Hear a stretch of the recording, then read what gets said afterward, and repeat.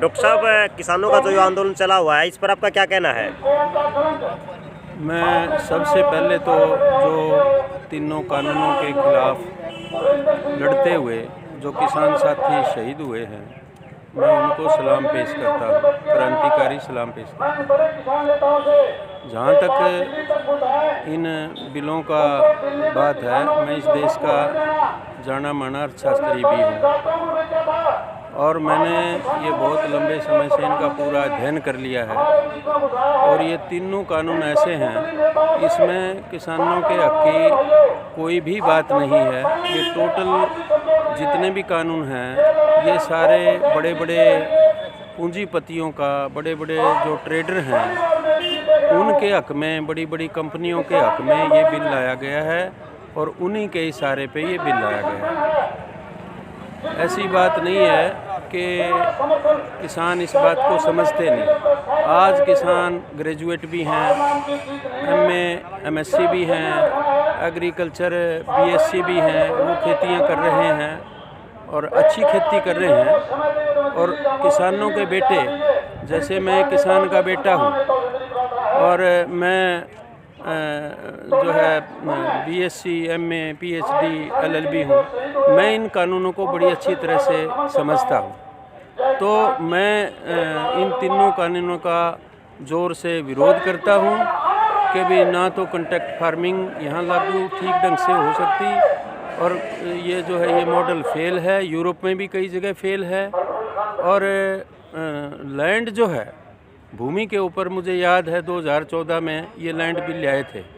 1894 में का जो बिल था वो 2013 में थोड़ा रिपील हुआ था। फिर 2014 में मोदी जी बनते ही लैंड बिल आए थे। वो 1 मील इधर 1 मील इधर स्मार्ट सिटी बनाने के लिए बहुत लंबे चौड़े पैमाने पे भूमि अधिग्रहण करनी थी और पर्यावरण क्लास थी, जो एनवायरनमेंट क्लास थी, वो हटा दी थी भी कहीं भी कोई भी कर सकता है भूमि अधिग्रहण सरकार। तो वो बिल जनता के और पार्लियामेंट में रोष के चलते रद्द हुआ था, यानी कि टारगेट भूमि था। आज भी ट्रेड के थ्रू, ट्रेड तो टारगेट है ही, बड़े बड़े ट्रेडर के हाथ में देना, कंपनियों के हाथ में देना, और ज़मीन जो है वो भी एक टारगेट के ऊपर है।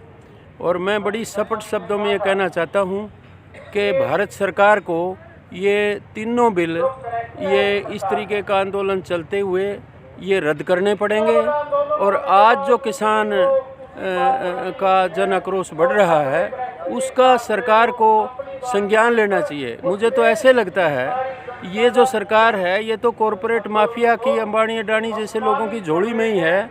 ये जनता की सरकारें नहीं हैं। जनता से वोट तो ले लिए, लेकिन जनता के आंसू पूछने वाली ये सरकार नहीं है, उनकी समस्या बढ़ाने वाली है।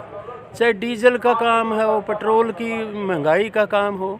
एक टाइम पे नारे लगाते थे, सिलेंडर उठा करके, कोई नंगा होकर के स्वामीनाथन लागू करो, देश में मच रही हाहाकार पेट्रोल डीजल पे, अब गिलाओ मोदी सरकार। अब वो सारे गायब हो गए हैं और ये फूट डालो, राज करो, और ठग विद्या, लूट तंत्र, झूठ बोलना, सांप्रदायिकता फैलाना, हर आदमी एक सेक्शन को दूसरे से लड़वाना, इस तरीके से तो देश की अर्थव्यवस्था ही डामाडोल हो चुकी है।